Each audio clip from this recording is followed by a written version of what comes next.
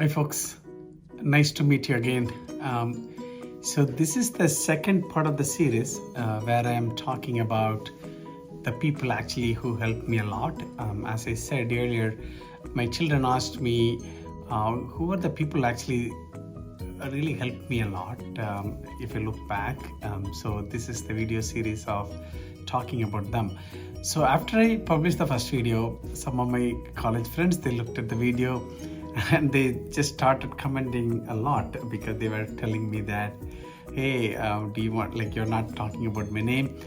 Someone messaged me that he gave me the pen or pencil in one of the finals, and he would like to see a video about him. Someone else mentioned that, like, there was one day I did not have the token for the chicken leg piece for the on Friday we used to have the chicken leg piece with parota and all, and I did not have apparently I think I did not have the token for the leg piece, and he gave me off of the leg piece or something like that. He wants me to put a video about that too.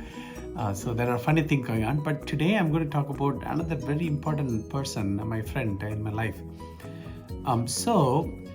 My friend's name is actually Simeon, and he's from Kalpakkam.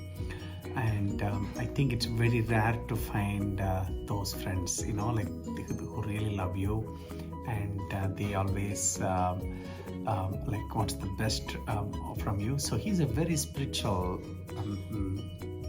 friend. He's from Kalpakkam, and but he really was spiritual, meaning that whenever I go to his room, most of the time he's reading Bible. And most of the time he's praying. He prays mostly for others a lot of times. So I'll tell you a couple of things about him. One thing, like, he's a great cricket player. And so when he came, obviously in the college, and they were trying to form the team. Like, I was not a cricket player, and he's the top selection for the team. He can represent at the state level if he wants. But he all of a sudden he dropped out from the team, and he told us that he doesn't want to keep anything about his prayer life or Christ. And he told us that it appears that cricket is something like taking over the priority. So he really doesn't want to keep the cricket. He wants to keep Christ and the prayer life and that, right? On the other hand, I was actually, my parents were very strict, so I never skipped church until I was 12th grade, right? I used to go to Sunday school, and church, even special meetings and so on.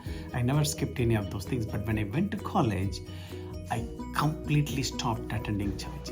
You can count the number of days I went to church on those 4 years. My spiritual life took a backslide, and I did not prioritize that. Church was secondary to me.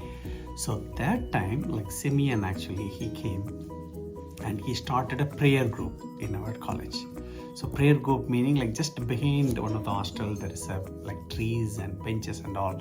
So he used to, I believe it was a Wednesday evening or Thursday evening, he used to collect us, and we used to go. There were 4 people from my year. Praveen Daniel, he's from Chennai.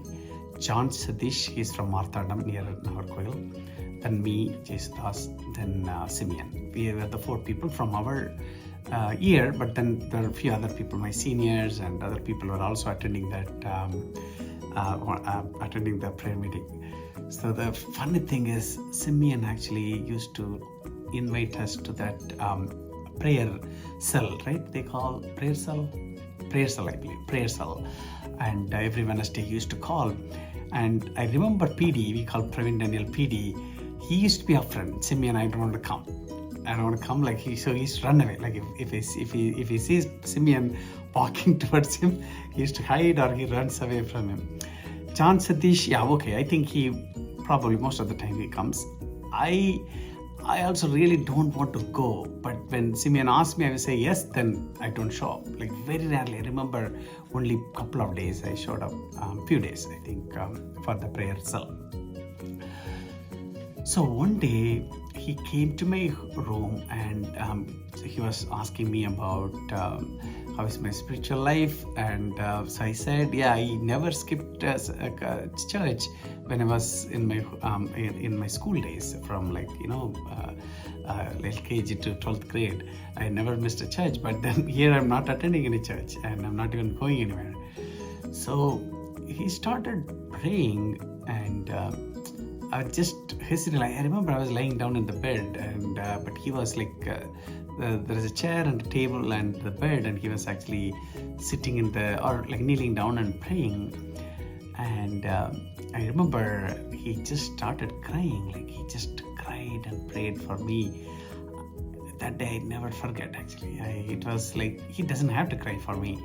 He didn't have to cry for me, and but he cried, and that just kind of showed the love that he had for me. That I'm kind of backsliding, and the college life is taking over. And such a nice friend, I think I had, and really. So then I went back. So the reason I'm saying this is today, nowadays, I go to church regularly. I worship God and I pray. I read Bible. But I think if he was not there, probably the direction would have been a different direction. My priorities would have been a different priority. And so I would like to thank Simeon in this time because there are many other things he did for me. I don't have time to explain everything. There's one more thing about him. So then also he obviously liked non-vegetarian. Then all of a sudden, it was the age, 20 years or something like that. He came and said that I don't want to eat any more non-vegetarian. So I asked him, why are you stopping now? He said, no, looks like I started loving non-vegetarian more than Jesus.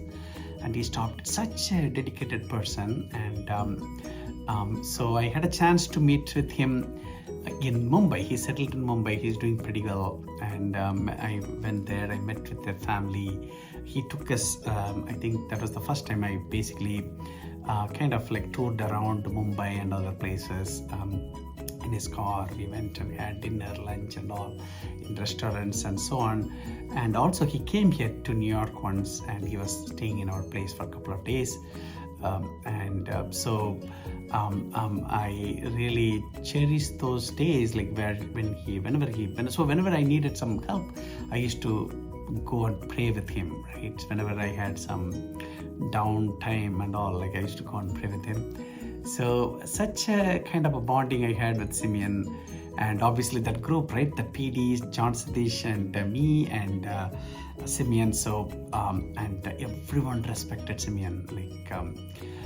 I don't think I saw any day he was angry with anyone or had a fight with anyone, did anything wrong. I don't think anyone in the college saw him. He was such a role model for us on how to live a life of Jesus. And he's in Mumbai. He's doing some ministry along with the pastor. He's also doing pretty good, working in a German company. And so Simeon, I want to take this time and I want to say thank you.